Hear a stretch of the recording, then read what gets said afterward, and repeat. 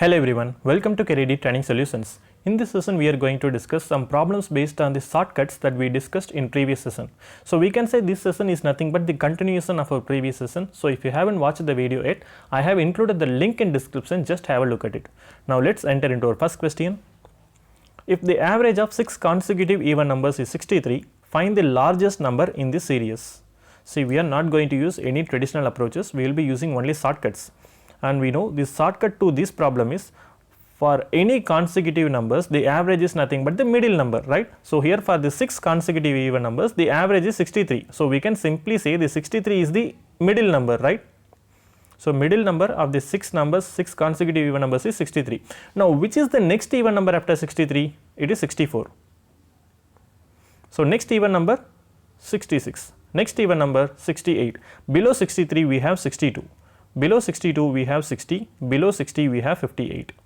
Now what we have to find? We have to find the largest number in this series. See, you have to consider only the even numbers, right? So you have 1, 2, 3, 1, 2, 3, totally 3 plus 3, 6 even numbers. So which is the largest number among the series? Obviously 68. So 68 becomes our answer, right? And one more thing we have to keep in our mind is the 63 is an odd number, right?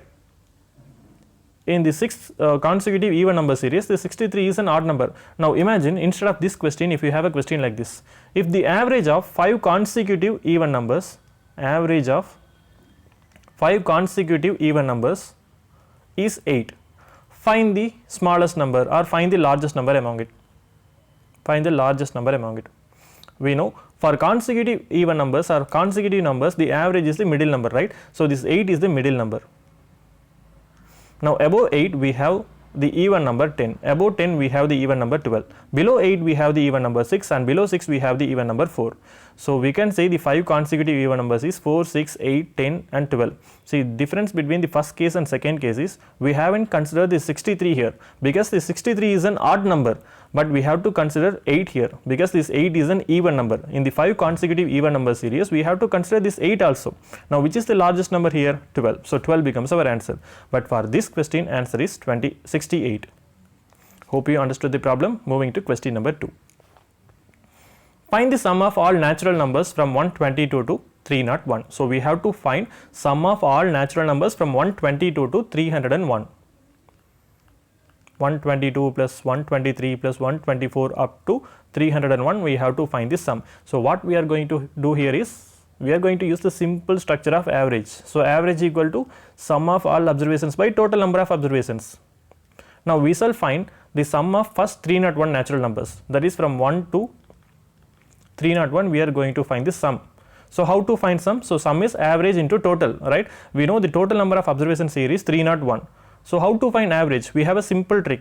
Take the first number and last number and find the arithmetic mean. So 1 plus 301 we get 302. So 302 by 2 we get 151. So average of the first 301 natural numbers is 151 and we totally have 301 terms. So 151 into 301 we get the sum. So sum is 45451. So 45451 is the sum of first 301 natural numbers. But what we exactly need is sum of all natural numbers from 122 to 301. So we have to eliminate the sum from 1 to 121. That is, we have to subtract the sum of all natural numbers from 1 to 121 or first 121 natural numbers. So how to find the sum of first 121 natural numbers? We are going to use the same protocol. So average of first 121 natural numbers is 1 plus 121 by 2. We get 122 by 2, which is 61. So 61 into, we totally have 121 terms here. So 61 is average, average into total we get sum of this 121 natural numbers. So 61 into 121 we get 7381. Now we found first 121 natural number sum as 7381 and first 301 natural numbers is 45451. So when you subtract 7381 from this, you will get 38070. So 38070 is nothing but the sum of all natural numbers from 122 to 301. Moving to question number 3. The average of two numbers is xy. If one number is x, the other number is dash. If you don't know the concept, the most popular wrong answer is option B, y. If you choose that, your answer is wrong. See, what we have to find? We have to find other number. So if one number is x, we have to find other number. So we are going to use the same protocol, average equal to sum by total. So here average of these two numbers is xy, and totally we have two numbers, and one number is x, we have to find other numbers. This is our question, right? We have to find the other number. So x plus question mark equal to 2xy. So question mark equal to 2xy minus x. So this becomes our answer. So question mark value is 2xy minus x. So option C is our answer. Hope you understood the problem. Moving to question number 4. The average of reciprocals of x and y is dash. The average of reciprocals of x and y is dash. We know the original numbers are x and y. So what is the reciprocals? 1 by x and 1 by y. So for this we have to find the average. Totally we have two observations, so divide this by 2. So when you simplify it, you get x plus y by xy 2xy. So this becomes our answer. So the average of reciprocals of x and y is x plus y by 2xy. Hope you understood the problem. Moving to question number 5. The total marks obtained by a student in physics, chemistry and mathematics together is 120 marks more than the mark obtained by him in chemistry. What is the average marks obtained by him in physics and mathematics together? See, question seems to be little complex, but actually the concept is really simple. So we have students mark, physics, chemistry and mathematics mark.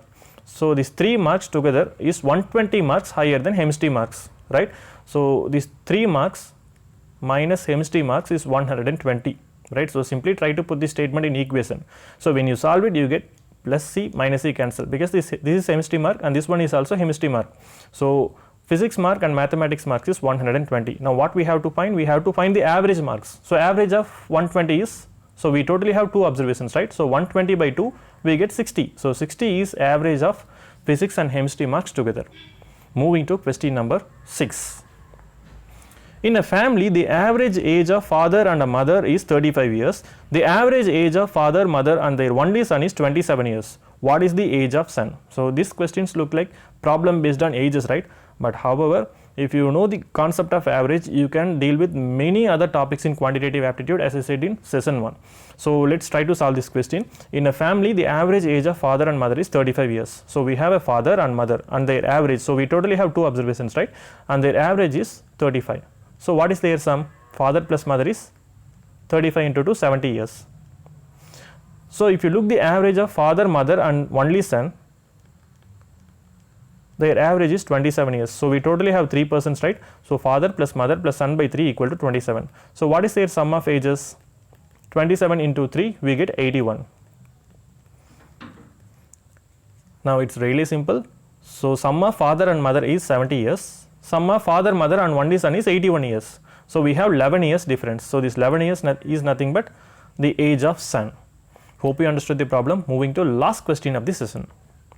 The average of a non-zero number and its square is 5 times the number. The number is dash. The average of a non-zero number and its square is 5 times the number is dash. See, this type of question is really important in many competitive examination. So we can keep the non-zero number as x and its square. So and its square is x square. See, the average of a non-zero number and its square is 5 times the number. So average of a non-zero number and its square is 5 times, it's the 5 times the original number. So average of non-zero number and its square. So we have an equation, just solve it, you will get the x value.